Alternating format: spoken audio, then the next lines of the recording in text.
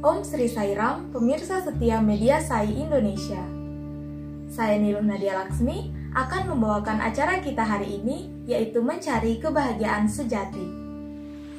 Para Bhakta yang terkasih, episode kita kali ini adalah percakapan yang mengharukan antara dua orang dari Sri Satya Sai yang sebelumnya dikenal sebagai Radio Sai, yaitu Brother Arafin Balasubramanya dan juga Brother Prem Anos.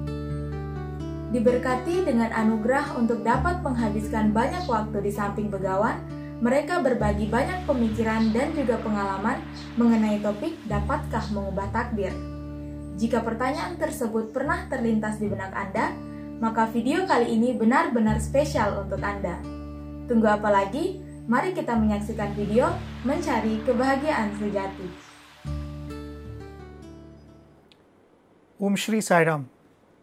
We offer our most loving pranams at Bhagwan's lotus feet, and we pray to Swami that he inspires our words for all our listeners as well as for both of us, Arvind and myself here. Welcome, dear listeners, for this next episode of the live satsang. In some ways, this is a continuation of the live satsang that we had last week. The topic that we had given last week was why does bad happen even while we do good? But essentially, it was a discussion on the philosophy of karma. So we will be continuing with that. We, at the very outset, should thank all of you for the overwhelming response, for the number of questions that you had sent, because we had invited questions. But I think we should also tell you that it is not going to be possible for us to address each one of those questions. But our hope and our prayer is that in the course of this discussion that we're going to have today, much of those questions will be addressed. But as we always say and also as we always maintain, the answers to all our questions can be found only within. Even Swami's own words can only be directions for us, but the real answer will always be found within. So in the course of the next few days, Arvind and myself will also endeavor to try and give you answers, whether it's the questions left under the YouTube link or in the page that we've created on the website. We will try and as much as possible share whatever Swami has said. But in the course of this next 1 hour, we're going to take that discussion forward, because last week when we spoke, we left with a question that if every karma is binding, is there any way that we can act so that karma doesn't bind us and karma liberates us? So that was a question that we had asked. But even before we come to that, we will address one question that often comes whenever we speak about karma. And even as I say this, there are many people who have asked this question. I've just picked up the name of 1 or 2 listeners who have asked this question, and I'm going to read out that question. But a lot of people ask this question. You will see what it is. This is a question by Ms. Shalini Gunanathan, and she says, if we are to claim that we are all God, all beings are God, then how can the karmic philosophy be true? It sounds like a theory created by sages in order to keep the human race under control. There was a Mr. Niranjan who had asked a question which was similar to this, and as I said, many others had asked. This is a question that often comes, because we often say that everything is God's will. Mm-hmm. Everything happens because of Swami's will. Not even a blade of grass moves without God's will. Then where is the question of individual will at all? The simple answer to that is, it's absolutely true. There is nothing like individual will. As Adi Shankara tells in his seminal work, the Vivekachudamani, Brahma Satyam, Jagan Mithya.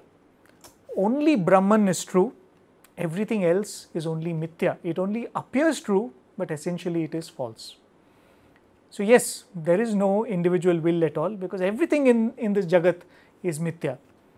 The problem for us is we are not in that state where we believe in this statement completely. And whenever this question is asked, we always ask, is this true or is that true? Is divine will alone there, or is individual will also there? It's either this or that. But it is not that case when we are talking about spirituality, because what happens within a dream is unreal for the person who is awake. But for the person in the dream, it is as real can be. So it is real for somebody in that state of being in the dream. It is unreal for the person who is awake. when we say that Brahma, Satyam and Jagan Mithya, to be able to always be in that state, it is referred to as Brahmanishta or Atmanishta, where you firmly believe, you firmly are maintaining in that state that I don't believe in anything, which means the sorrows, the successes, the competition, somebody is greater, somebody is lesser, I need to become something, I need to achieve something, all of that is part of this Mithya. And there is no sorrow, there is no happiness, there is no success, there is no failure, and of course there is no karma in that state, right? But Swami says for one to achieve that state, first you must begin this exploration or this journey towards that state. And Swami says that journey is referred to as Brahma Jignasa. And Brahma Jignasa is what will eventually take you to Brahmanishta, or that state where you believe that Brahma Satyam, Jagan Mithya, Jivo Brahmaiva na apara, which means the individual will and divine will are not separate, it is only one, right? But to get there, Swami has a very beautiful quote where he explains this thing. I'll probably read out that quote first. Even as I'm reading out, you will actually see it on your screens. And I will just briefly explain what Swami is saying there. Swami says, this is a discourse from 17th of July 1988. How is one to seek the knowledge of the Brahman? This quest can begin after one has acquired knowledge of Dharma, that is, after the stage of Dharma Jignasa has been completed. When is Dharma Jignasa accomplished? When Karma Jignasa, the knowledge of karma, has been mastered. There are thus three stages: Karma Jignasa, knowledge of karma; Dharma Jignasa, knowledge of dharma; and Brahma Jignasa, the quest for knowledge of Brahman.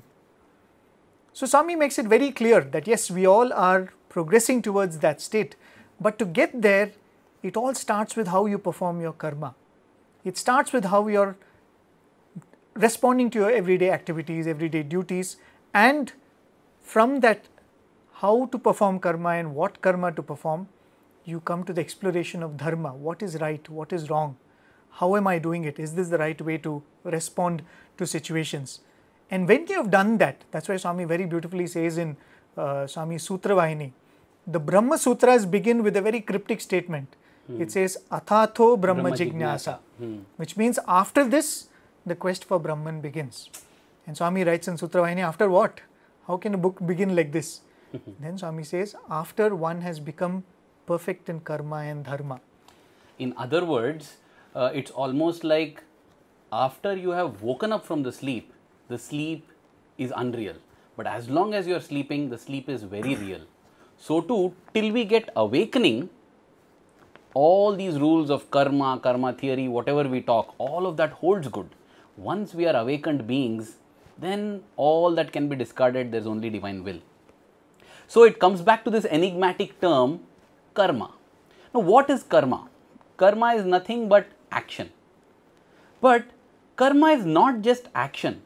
Karma also includes inaction.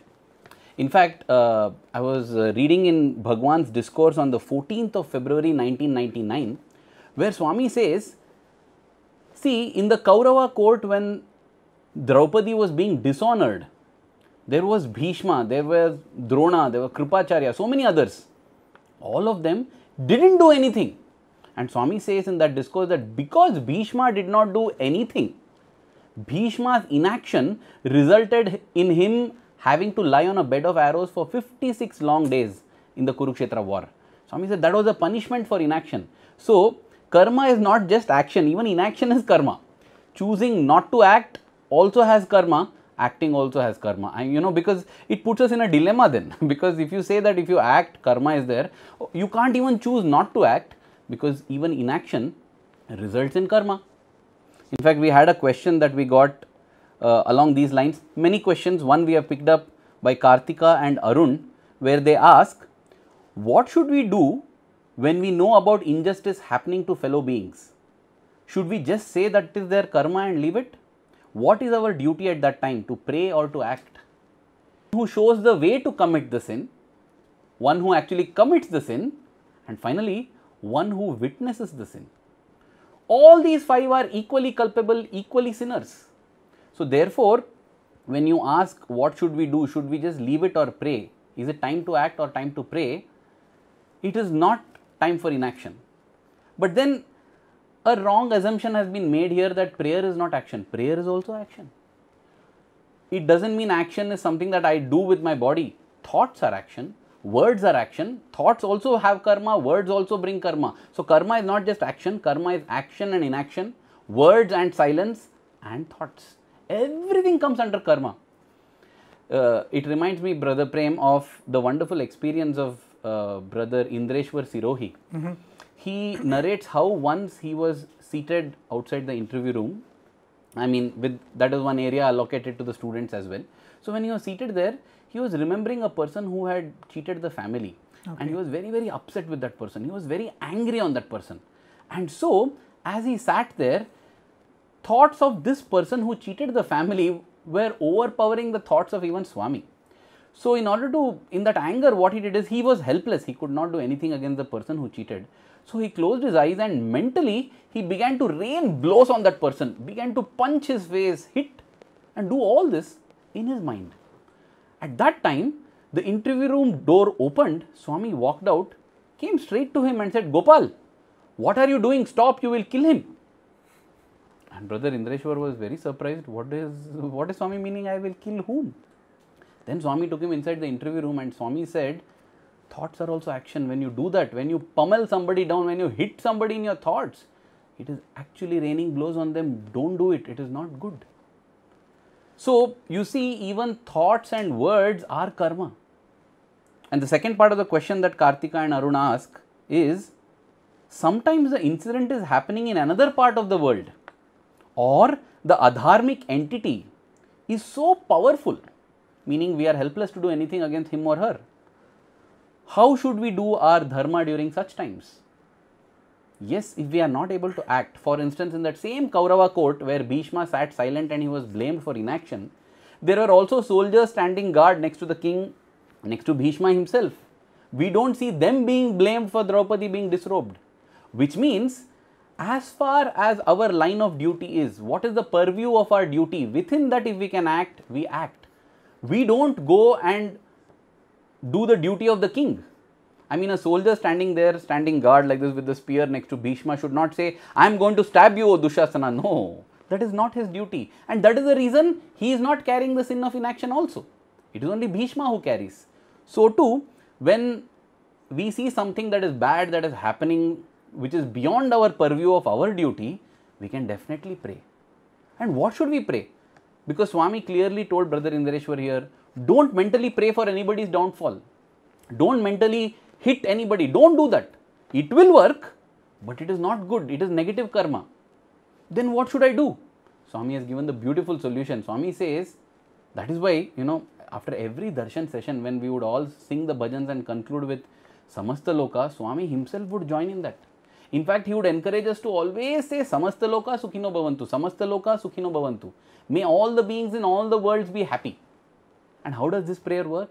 When we pray for the peace and happiness of all, automatically those elements that are disrupting that peace and happiness will have to get removed. That is positive prayer.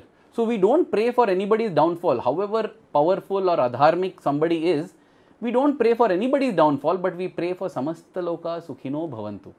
And when we do that prayer, automatically peace and happiness will reign. So these are some beautiful tips that Swami gives on how we should do correct karma. Because the whole process or the whole strategy of performing karma correctly so that we don't get bound in this world, that is what is called Karma Yoga. Last week, as this slide depicts, we had spoken about the arrows, the analogy of the arrows, where the arrows in the quiver is Sanchita Karma, the arrow in the bow is Agami Karma, and the arrow that has already been released is Prarabdha Karma. Every time it hits the target, it comes back into the quiver.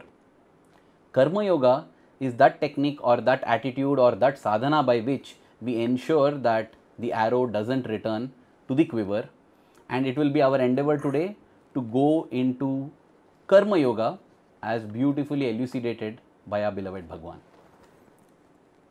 Very beautifully said, Arvind. The most important point I would like to take on from is that even inaction can become karma, right? Even thoughts can become karma. That's a very powerful thought that Swami left us with, and that's a different topic altogether, because a lot of people have asked what is the role of vasanas in karma. We probably will not have time to go into that, but it's a little more nuanced than the topic that we're talking about here. But talking about karma, inaction being karma, you know, the typical example that you can give, classic example, is the predicament of Arjuna. Right? Arjuna was in the battlefield, he was faced with a battle. He knew that if he gets into the battle, most likely he's going to vanquish everybody there. And who are the people who are there? They are his teacher, his cousins, his uncle, his grandfather. So if he commits himself to the action, he is going to perform something wrong. And there is a possibility that he might lose also. So he found that I'm going to do an action, but whatever is the outcome of that action, nothing seems to be something that I'll be fond of, I'll be attracted towards. So he says that what if I don't perform this action? Can I escape? Can I run away from the battlefield? I'll become a sannyasi. And it is then that Krishna tells him that your inaction also will become bad karma, because to act is your duty. And that is where the first dictum about what karma should be performed, what are we supposed to do? Swami makes a very beautiful statement. It is kartavyam yogamuchyate. When you ask what is yoga, what is karma yoga, kartavyam yogamuchyate, which means to perform one's duty is spoken of as being yoga. What is this duty and what are we talking of? We all have been placed in a certain situation in life. We've been made somebody's son, we've been made somebody's father, we've been made somebody's mother. These are all situations that we've been placed in, and to dispense that duty that we have been given is part of that kartavyam. And if you really observe that, Swami would often say, Paropakarartham idam shariram. This body is meant to be of use to others. A mother is there, a child is there, the child needs help. So the mother's presence becomes useful to that child. There are elderly parents who need to be taken care of. The son or daughter becomes useful to those parents. So when you're actually dispensing your duty, you're only making yourself useful in that situation that Providence has placed you in. So the first and foremost important thing is that, and that's why Swami would often say, the essence of the entire Bhagavad Gita is Mama Dharma. What is your duty? It has to be performed. In fact, there's a very beautiful episode that I recall. Apparently there was one boy who had come, I think this must be in the 60s, 50s, I'm not too sure of the time, a 25-year-old boy who had come to Prashantanilayam, and Swami gave him a room in the Patashala block, which is near the present day, what do you call that, the general hospital, right? So those were the days when Swami was the accommodation officer. Nobody would get a room even in Prashantanilayam without Swami's approval. So he was given that room in Patashala block. One fine day, Swami calls this boy for an interview. And Swami tells him, you gave him some money, and Swami said, you just go outside and get a pair of shirt and pant and come. So this boy said, Swami, why do you want a shirt and pant? why do you want me to get a shirt and pant? Swami said, no, I want you to buy that shirt and pant and I want you to go back home. So this boy said, Swami, I have come here, I have given up the world to take up a spiritual life. Why are you sending me back to the world?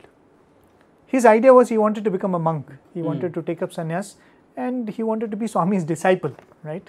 Those were the days probably. Now we know that Swami doesn't have any that kind of a sampradaya where you have disciples, and that tradition is not followed by Swami in that sense. But he wanted to become that. And Swami told him, your mother has brought you up with so much difficulties. She has done work in others' houses, she has done menial labor, and she has brought you up and made you what you are. Now she is ailing there. Do you think you can win my grace without completing your duty? And Swami said that will never work. You have to go back. Doing your duty is the best way to win your grace and the way forward in spirituality. So that is one of the most important things. In a spiritual life, if you want to do karma yoga instead of karma, you have to lead a duty-centric life. And I think that is the first point in karma yoga that we all have to keep in mind. Yogaha karmasu kaushalam. So beautiful. Kartavyam yogam Yogam uchyate. I'm uchyate. sorry. Kartavyam yogam uchyate, which means that our duty is karma yoga. Now, when we speak of doing duty, we see everybody is doing their duty, but we know that everybody is not doing their duty in the same way, right? So, let's take some examples. Okay, we can classify them based on different aspects that Swami has said. Therefore, for instance, let us consider a woman at a grocery store. She is very rude to the customers. She is absolutely disinterested in her job. She doesn't speak properly, she doesn't give proper replies, she is very grumpy and she is grim-faced. Of course, in our lifetimes, in our day-to-day life, I mean, we would have come across shopkeepers like this. So, this is one example. The other example probably which most of us would have faced is you go into a bank or a government office, the person behind the counter is probably lost in their own conversation on the phone. And if you're an old person and you want to catch that person's attention, probably he or she becomes angry, and those kind of situations, and you see that they take their own sweet time to respond to you. And in every situation, for example, a teacher pays extra attention to certain students, is partial, practices nepotism. How? Because extra marks are awarded to some students, some who are not favorite, they are not given. So, we see such examples. Or you have an example of somebody like a doctor, because a doctor is somebody who people have a lot of trust and faith on, and that person is not giving the right solution for your problem. He is giving you a suggestion of a surgery when probably medicines is good enough, or is trying to complicate your case and trying to scare you into accepting a treatment that he or she is doing. That is again a case that when you say that, it reminds me of a joke that I read, that son comes to his father who is a doctor and says, "Father, this patient whom you have been treating for 20 years, I cured him in 20 days. I don't know." The son who becomes a doctor. The son who becomes a doctor says that, "I cured him, father." And the father says, "You fool, who do you think paid for your medical education?" This case has been prolonged so that your education can be paid for. So, these examples are there where the duty is being performed, but it is being performed probably in the worst possible manner. And Swami would say this is duty without love. Swami would say duty without love is deplorable. Duty with love is desirable, love without duty is divine. That's subject for another day, but duty without love is deplorable. And these are actual cases that were presented to us in our awareness class. Both Prem and myself, we have been very blessed to have wonderful awareness teachers like Professor G. Venkatraman, Shri S. V. Giri sir, Dr. Rangarajan, so many, Dr. H.J. Bhagya, so many wonderful awareness teachers. And when they asked us, what is the problem in these scenarios? What do you think is the mistake? The answers that came in the class were that, possibly the person is bored, he or she is not interested in the job, don't care about the customer, they are not customer centric, or some even said that they are the victims of the 6 vices, Kama, Krodha, Lobha, Moha, Mada, Matsarya. So, all this problem analysis was done. In the end, all of this can be summarized by 2 words which Swami beautifully mentions in multiple discourses. One example is the discourse on 27th April 1990, which he dedicates it to these 2 terms. What are the 2 terms? Swartham, Swaprayojanam, meaning selfishness and self-interest. In fact, in that discourse, Swami says, you need to contribute to society, you need to contribute to nature, you need to contribute to everybody, and for that you have to remove selfishness, Swartham, and Swaprayojanam, self-interest, meaning I will do something only if there is something in it for me, otherwise I won't do it. And our teachers guided us that in all these cases, the problem is Swartham and Swaprayojanam. So, going back to these examples that we are going through, the person is there in the situation he or she has been placed in, and in a sense the person is also dispensing the duty, but it is being done in a manner which is imperfect. You are there, you are performing your duty, like probably any of those examples that we gave.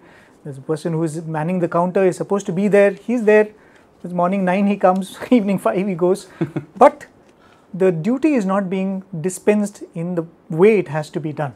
So, in fact, that is the first or the second. The first is, as we said, Kartavyam yogam uchyate. The second point that Swami makes is Yoga karmasu kaushalam. True yoga is to perform your duty with perfection. You could call it professionalism when you're talking about the same thing in the professional scenario. But you can talk of it. Love becomes more real when you're talking of it when a mother or father is dispensing the duty towards the child, or the child is dispensing duty towards parents. So in any way, perfection in action, in whatever you're doing, as much as possible, to give your full attention and to dispense that duty to as best as you can. This is something that many people have experienced, spoken about. Swami's eye for detail. How much Swami used to give a lot of importance to anything, any activity that he takes up. In fact, one of our teachers would say that whenever these guests would come, be it a Vice Chancellor's conference or there used to be a cardiac conference which was there, Swami would make it a point to go inside the bathroom and check if all the toiletries are ready for the guests. I remember Venkatachalam sir narrating an incident where painting was going on exactly in the hostel. In fact, the hostel construction, I think the hostel was extended over many years. One of those construction was going on and Swami was physically there. Every day Swami would be there. You would finish darshan and you would come off there. And you would stand there and personally look at the whole work happening. So at one point, our Venkatachalam sir, who is in charge of the mess in the hostel, even now he is there. We're all very fond of him. He's taken care of us like a mother would take care. So he went up to Swami and said, Swami, why are you troubling yourself like this? We are all here. We will take care of the work. Why don't you go and take rest? You come after the work is done, we'll call you. You come and take a look. And Swami said, no, you will not take care properly. Nobody will take care like me, Swami said. So he said, no, Swami, we will take care. Don't worry. Then Swami looked at it. I think one room was getting ready or one wing was getting ready. And Swami said, okay, there are 3 works. One is the painting that is happening, the electrical work and the carpentry work. I want to get all these 3 done. So Swami said, I'll go now. Tomorrow I'll come and I'll check. Let me see if you're doing it well. So he said, don't worry, Swami, we'll take care of it. And very confidently he said, and Swami went away and promptly the next morning Swami comes. And Swami said, all 3 works are done. I said, yes, Swami, everything is done, perfectly done. Are you sure? Swami asked, yes, Swami, everything is done. So Swami goes into the room and you will recall the cupboards that we all used to have. Correct. It used to be a 3-door cupboard. There will be 2 doors which close like this and 1 door which opens like this, which we would use as our study. Writing table And our reading table. So Swami goes up to the first cupboard or just one random cupboard he goes to. He opens that, that study. It is actually a little inclined. It is not straight. And Swami said, look at this. Is this how you get it done? And Swami said, if boys sit and use this for writing, will they not get a back pain? So he said, yes, Swami, I think this is wrong. I should have taken a look at this. Carpentry error. Carpentry error. So Swami says, carpentry gone. You have failed. Then Swami asks him, have you done the electrical work properly? Now the confidence is little dipped, I started dipping. I said, Swami, I think it is fine. So Swami said, let's see. And Swami goes to one particular point, just stands there randomly and just looks up. There's one wire hanging exactly where Swami is standing. Swami said, what is that wire? Of all the things, I think that has missed his eye. He said, Swami, I don't know how, from where that has come. Swami said, it's a live wire, it's hanging like this. What will happen? Boys will be playing, they will climb something. Swami said, electrical work failed. Then Swami asked him, what about the painting work? He said, Swami, I have no idea. Swami should only come and check. And again what Swami does, he goes into the room and we used to have these windows. We always have monkey menace in our hostel. So the windows used to have a proper door and when you want you can open it and there used to be a stopper, a wooden stopper that you can put in place and the window will be kept open. Swami goes to one of the windows, opens that stopper, the back side of that stopper was not painted. Right? See, it will not, nobody is going to see that, none of the students are going to see, but we all know that painting is not only for the look of it, but termites and other things, the wood is safe and so many things. So that is what Swami said, this also you have not taken care of. See, that is the kind of eye for detail. The whole episode is not that Swami wanted to tell someone that you are not good enough, you are not doing it. Swami said, see, this is the kind of excellence in work I expect. If you are showing it to somebody, that you will only do it as much as that person can see. But if you're doing it with full commitment, I am doing it, it has got to be perfect. Even what is not seen, it will be done in a perfect manner. So that is the second aspect of how you have to perform karma. Yoga karmasu kaushalam. If you want to become a spiritual person, whatever is your profession, you will become better at that. Whatever is your role in your family, you should become better at that. People who think that, I have become spiritual, so I am not able to concentrate on office work, that doesn't work. Swami says getting better at whatever you're doing, better work-life balance, better delivery of whatever has been assigned to you is also a sign of spirituality. Para pemirsa, video tadi benar-benar sebuah pencerahan mengenai konsep karma. Saya berharap semua keraguan dan pertanyaan Anda terjawab. Namun jika tidak, jangan khawatir karena minggu depan kami akan kembali dengan bagian kedua dari topik yang sama. Sebelum saya menutup episode kali ini, jangan lupa untuk subscribe, like, komen, dan share video ini. Terima kasih, sampai jumpa di episode selanjutnya. Om Sri Sai Ram.